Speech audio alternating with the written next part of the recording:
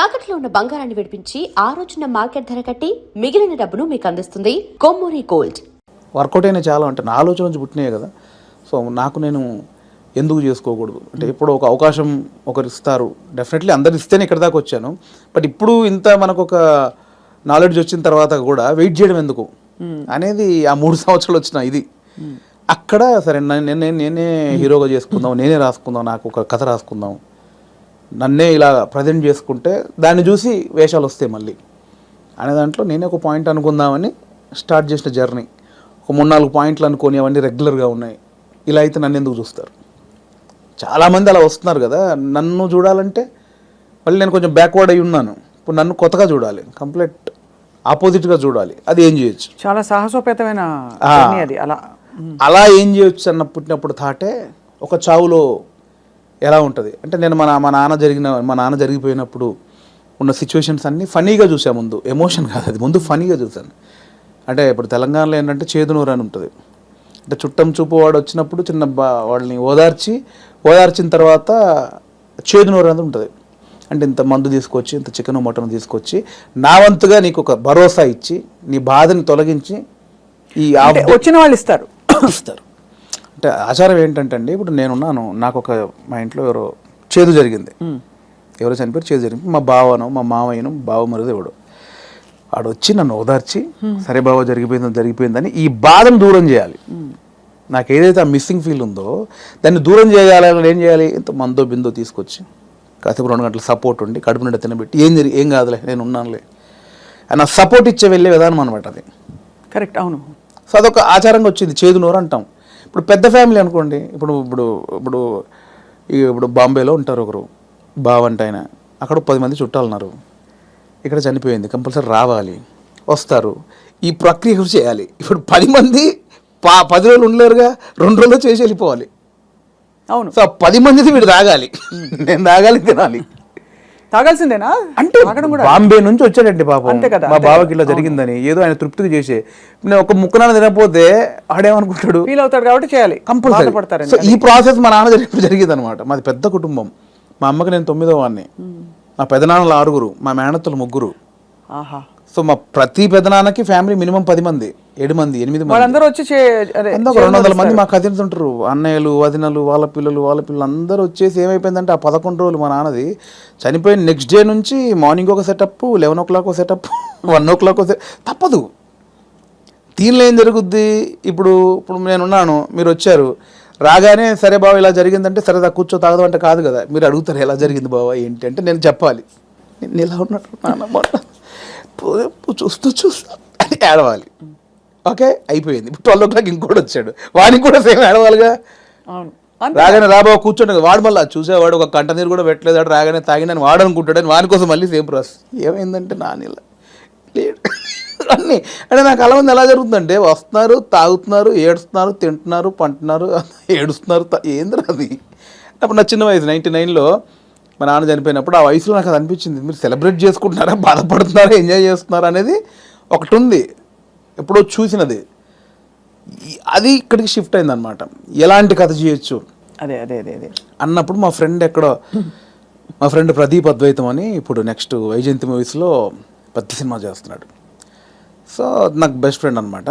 So తను ఏంటంటే ఒకసారి 10 days కనిపించలా, మళ్ళీ వస్తే డార్లింగ్ ఎక్కడికి వెళ్ళామంటే ఇట్లా మా పెద్దనాన్న చనిపోయాడు రా, గమ్మతుంటుంది మన తెలంగాణలో, మా తాగుడు గోల ఇలా ఏడుపు అని అన్నాడు. అది స్ట్రైక్ ఏదో బాగుంది కదా అని ఒకసారి రివైండ్కి వెళ్తే మా నాన్నది ఇంత జరిగింది కదా ఫన్ ఇక్కడ, ఇది కదా మనం ఆపోజిట్గా చెప్దాం అనుకున్నాం. అక్కంచెలు మొదలైన కథ. సో అప్పుడు ఒక 4 సీన్లు రాసుకొని ఫ్రెండ్స్కి చెప్తే వాళ్ళు హిలీరియస్గా నవ్వి దానికి ఇంకో 4 సీన్లు వేసి. కానీ ఇక్కడ విశేషం ఏంటంటేనండి, జబర్దస్త్ కావచ్చు, ఇది కావచ్చు, చాలా సీరియస్ అంశాలని లైటన్ చేయడం ఈజీ కాదు. సెంటిమెంట్స్ హర్ట్ అవుతాయని ఒక బాధ ఉంటుంది కదా. ఇప్పుడు మీరు పిల్లలు పుట్టలేదు ఒక జంటకి, దాని మీద మీరు జబర్దస్త్ లో ఒక స్కిట్ రాయాలనుకోండి, చాలా మంది హర్ట్ అయిపోతారు. నీకు అసలు మనసుందా, నువ్వు సమాజంలో బాధ్యత గలవాడిగా, ఇవన్నీ అడుగుతారు ఆబ్వియస్లీ కదా. అలాంటిదే చావు కూడా చాలా పర్సనల్, చాలా ఇది. కానీ ఇందులో మీరు ఒక విధమైన హ్యూమర్, లైఫ్లోని చాలా సటిల్గా జరిగిపోయే ఇవన్నీ తీసుకొచ్చారు చూడండి. అది దాన్ని కూడా మన పెద్దవాళ్ళు చెప్పిన నిదర్శనాలు అండి నిజంగా. అంటే ప్రతి విషయంలో మీకు సీరియస్నెస్ ఉంటుంది, కామెడీ ఉంటుంది. ప్రతి ఇన్సిడెంట్లో మీరు కామెడీ, ఇప్పుడు ఇది సీరియస్ అనుకోండి ఒక చావు అనేది, ఎగ్జాక్ట్ లేకపోతే ఒక కామెడీగా తీసుకుందాం, కానీ దాంట్లో కూడా సీరియస్ ఉంటుంది. ఇది చావనే సీరియస్ అనుకోండి, దాంట్లో మనం కామెడీ చెప్పాను నేను, కానీ ప్రాపర్గా ఒక కామెడీ ఎపిసోడ్ ఉందనుకోండి, దాంట్లో సీరియస్ కూడా ఉంటుంది. మనం చూసే దృష్టికోణమే. నాకు ఒకసారి ఏమైందంటే అవునన్నా కాదన్నా అనే సినిమాకి మేము ట్రిప్కి వెళ్ళామన్నమాట. సో తేజ గారు, ఉదయ్ కిరణ్ గారు, సుమన్ శెట్టి, నేను, ధర్మవరం సుబ్రహ్మణ్యం గారు. ఆయన ఒక చోట ఒక మాట అన్నాడండి, ఒక ఇంటర్వ్యూలో. ప్రెస్ వాళ్ళు అడిగారు, అదండి అందులో కొంచెం బూత్ ఉందండి, శృంగారం ఎక్కువ ఉందండి అంటే, ఆయన ఒక మాట, ఏ సందర్భమో నాకు తెలియదు, ఒక మాట నన్ను పడిపోయింది. ఏమైనా ఇప్పుడు ఎయిడ్స్ మీద సినిమా చూస్తున్నప్పుడు, ఎయిడ్స్ మీద అవగాహన కల్పించడానికి ఒక సినిమా చేస్తున్నప్పుడు ముందు శృంగారం చూపించాలి. వాడు ఎలా అడిక్ట్ అయ్యాడు శృంగారానికి, కొంచెం బ్యాడ్ రూట్ ఎలా పట్టాడంటే అవన్నీ చూపించాలి. కొంచెం ఆ రొమాంటిక్ అప్పీల్ చూపించినప్పుడే ఇది చెప్తావు, అది చూపించకుండా ఇది చెప్తే ఎవడు చూడ్డాయా అన్నాడు. కరెక్ట్, అంతే, అది నిజమే. మీకు అర్థమైంది? నాకు అందులో ఏదో దొరికింది నాకు. అంటే మనకు మంచి చెప్పినప్పుడు దానిలో చెడు కారణమైంది ముందు చెప్పినప్పుడే, ఇది చెడు, దీనివల్ల ఇది జరుగుతుందని చెప్తాం కదా. అవును, ఆ మంచిని పట్టుకుంటే సరిపోతుంది. పట్టుకోవాలి, అదే. దానికోసం ఇవన్నీ తప్పదు, మేకప్ చేయడం తప్పదు. పలకం కూడా అంత, నేను రాగానే కుటుంబాలు కలుస్తాయంటే ఎవరు చూడరు. కుటుంబం కలవాలి అంటే సోది అనుకుంటారు. దానిలోనే మనం ఏం చేయొచ్చు, ఎలా చెప్పొచ్చు అనేది. కానీ ఎంత సూక్ష్మమైన ప్రయాణం మీలో జరిగిపోయింది చూడండి. మీ ఎదుగుదల ద్వారా ఎన్ని విషయాలు మీరు గ్రహించుకున్నారు. మీకు ట్రైనింగ్ లేదు, బ్యాక్గ్రౌండ్ లేదు. అంటే యూజువలీ నేను ఐఎమ్ ఫ్రమ్ థియేటర్ అని చెప్పుకుంటారు చాలామంది. మీకు సినిమానే అండి, నేను థియేటర్, సినిమా షూటింగ్లో చేసినప్పుడు cinema is your learning platform, అంతేనా? అండ్ నాకు ఏదైతే వచ్చిన గ్యాప్ ఉందో అదే ఇప్పుడు నా సక్సెస్కి లీడ్. అది అయితే మీ పైసలన్నీ మాకు ఇస్తారా? లేవు, ఎక్కడి ఆ 3 సంవత్సరాలు ఎలా బతికారనుకుంటారు? అంటే ఇప్పుడున్న పైసలు ఇచ్చేస్తే మాకు, అప్పుడు మళ్ళీ మీరు కూర్చుని 3 సంవత్సరాలు ఆలోచిస్తే, 3 సంవత్సరాలు కాదు, ఈసారి మీకు 3 నెలలు ఇస్తున్న టైం. అంటే దేవుడు ఒకటి ఉంటుందండి, దేవుడు ఒకటిసారి ఇస్తారు అనమాట.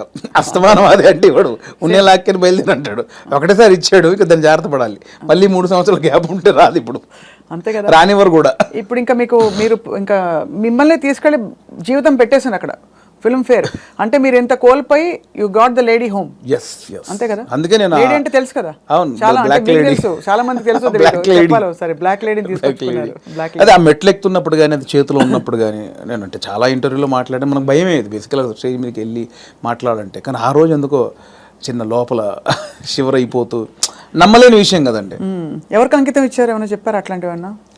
అంకితం లేదండి, అంటే ఇది అంకితం ఇవ్వాలంటే తెలుగు ప్రేక్షకులు ఇవ్వచ్చు, అది అంతే, తెలుగు ప్రేక్షకులకు ఇవ్వచ్చు, అండ్ నా వైఫ్కి ఇవ్వచ్చు. ఎప్పుడు పెళ్ళైంది వేణుగారు మీకు? నాకు 2009, అంటే బిఫోర్ జబర్దస్త్. బిఫోర్ జబర్దస్త్. మీ పెళ్ళైన తర్వాత మీ లైఫ్ జబర్దస్త్గా మారింది, అంతేనా? ఇందులో 2 అర్థాలు ఉన్నాయి. అందరికీ అంతే మారింది. మేడం గారు పాప నన్ను చూసి తిట్టుకుంటారేమో. మేడం గారికి కంగ్రాచులేషన్స్ చెప్తున్నాను. మీ వైఫ్ పేరండి? శ్రీలత. శ్రీలత గారికి కంగ్రాచులేషన్స్, మీ వారు సాధించి ఛేదించి చూపించారు. అది డెఫినెట్లీ నా వైఫ్ సపోర్ట్ 101% ఉందండి. ఈ 5 years జర్నీలో నేను ఏది పట్టించుకోలేదు బేసిక్గా. అవునా? ఏది పట్టించుకోలేదు ఇన్ సెన్స్, అంటే ఇప్పుడు డబ్బు ఉండగానే అన్ని కాదు. ఇది ఒక్కటి కట్ చేసి మేము thumbnail పెడితే ఏముంటుంది? మా వైఫ్ నన్ను ఈ 5 ఏళ్లలో అస్సలు పట్టించుకోలేదు. మీరు ఏదైనా పెట్టొచ్చండి, నేను అడిగింది మీరు పెట్టరు, నేను వద్దన్నది మీరు ఆపరు. జోక్ నాకు అంటే మిమ్మల్ని చూస్తే మా అందరికి జబర్దస్త్ స్ఫూర్తి వచ్చేస్తుంది అనమాట. నా వైఫ్ సపోర్ట్ 100% ఉంది. తను నాకు ఎక్కువ బర్డెన్ ఇవ్వలేదు, పిల్లల విషయంలో కానీ ఫ్యామిలీ విషయంలో కానీ నన్ను అర్థం చేసుకుంది పాపం. చాలా అవసరం కదండి ఎందుకంటే ఏ సినిమాలు అంటావేంటి, ఉద్యోగం చేసుకోక అని అనే వైఫ్స్ ఉంటారు, లేదు వచ్చిన పని చేసుకోవచ్చు కదా అని అనేవాళ్ళు ఉంటారు. అంటే ఈ మ్యూజిక్ సినిమా ఫీల్డ్ మీకు తెలుసు, నిద్ర పట్టదండి బేసిక్గా. 11 అవుద్ది, 12 అవుద్ది, సినిమాలు చూస్తూ ఉంటాం, కళ్ళు స్ట్రెయిన్ అయిపోతుంటాయి, వాళ్ళ బెడ్ మీదకి పడుకుంటాం, అలా అయిపోతాయి కళ్ళు. అలా ఏదో మనకు పోలీసులు టార్చర్ చేసి అలా పెడతారు చూడండి, ఇప్పుడు పీపుల్స్ ఎన్కౌంటర్ సంథింగ్ సినిమాలో అలా పెడతారు, అలా అయిపోతాయండి. పట్టదు నిద్ర. అంటే ఎలా, ఇది ఎట్లా ఏం చేయాలి ఇది ఓకే అవుద్దా కాదా, నెక్స్ట్ పాయింట్కి వెళ్దామా అని మళ్ళీ కూర్చుంటాం, మళ్ళీ ఏదో సినిమా పెడతాం, మళ్ళీ ఏదో చేస్తాం, అవ్వదు. అలా 5-6 అయిపోతాయి. అట్లేదండి, మళ్ళీ సినిమా చూద్దాం, దొరకవు సినిమాలు, దొరకవు. అవును, సరే మనకు సంబంధించిన సినిమా ఎంతసేపు చూస్తావు, ఎంతసేపు నీ నెక్స్ట్ కథకు తెలియదు, కొంచెం నవ్వుకోవడానికి ఒక సినిమా చూస్తాం, ఏదో పెడతాం, ఇది కాదు మళ్ళీ అది పెడతాం, ఇది కాదు ఇంకోటి వెబ్ సిరీస్, ఇది కాదు బుక్ పడతాం. అంటే నాకు తెలిసి ఇప్పుడు అనుభవిస్తుంది కదండి, మేబీ 2-3 సినిమాలు చేసిన తర్వాత మైండ్ సెట్ అయిద్దేమో మేబీ. దీన్ని అంటే వర్కే లైఫే అనేది నాకు తెలిసి కొంచెం ఎక్స్పీరియన్స్ తర్వాత నాకు అలవాటు అవుతాం. ఇప్పుడేమో ఎంతసేపు ఇంత ప్రేమించారు, ఇంత గౌరవించారు, మంచిది చెప్పాలి, చెప్పకపోతే ఆ గౌరవం పోద్దేమో. నువ్వు జెన్యున్ ఫీలింగే, బట్ అంటే మీరు హ్యాండిల్ చేయాలి కదండి. అండ్ ఇప్పుడు నాకు అంతకుముందు యాక్టర్గా ఉన్నప్పుడు ఎలా ఉంటుందండి, పొద్దున్న స్టాఫ్ వస్తారు, చిన్న 7 o'clock వెళ్తాం, 8 o'clock లొకేషన్ వెళ్ళగానే కలర్ఫుల్గా దిగ్గానే యూనిట్ మొత్తం 200 మంది ఉంటారు, ఎవరెవరు యాక్టర్లు ఉన్నారు, చిన్న సరదాగా ఉంటుంది. క్యారవాన్కి వెళ్ళామా, రెడీ అయ్యామా, తృప్తిగా వచ్చామా, చేసామా, 6 అయిపోయిందా, కథం ఈ షూటింగ్ అయిపోయింది ఇంటికి. ఇప్పుడు అలా కాదు కదండి, రూమ్లోనే పొద్దున్న లేస్తే ప్రాజెక్ట్ అయిపోయేంత వరకు సబ్జెక్ట్ క్లారిటీ ఉందా, ప్రొడ్యూసర్ ఏమంటాడు, హీరో ఏమంటాడు, ఇది మనం అనుకున్నది కరెక్ట్ వర్కౌట్ అవుతుందా, ఏమైనా డైల్యూట్ అవుతుందా, ఈ దాంట్లోనే అయిపోతుందండి ఎప్పుడు మైండ్. దీనివల్ల నాకు ఏమైందంటే డైరెక్టర్స్ మీద ఇప్పుడు విపరీతమైన రెస్పెక్ట్ వచ్చేసేది నాకు. అంతకుముందు ఏముంది, వీళ్ళు తీస్తారులే సినిమా, ఓ అమ్మ వీళ్ళు ఇంట్రా దీనికి ఎక్కువ చేస్తారు అనిపించేది. ఇప్పుడు అది భరించిన తర్వాత నాకు ప్రతి దర్శకుడి మీద రెస్పెక్ట్ వచ్చేసింది. మరి నాకు మొన్న ఎవరో ఒక కథ చెప్తానన్నయ్య, నీకు ఒక చిన్న మీరు ఇంపార్టెంట్ క్యారెక్టరు అంటే, నా దాంట్లో నెక్స్ట్ వీక్ అని 3 వారాలు తోసేసాను.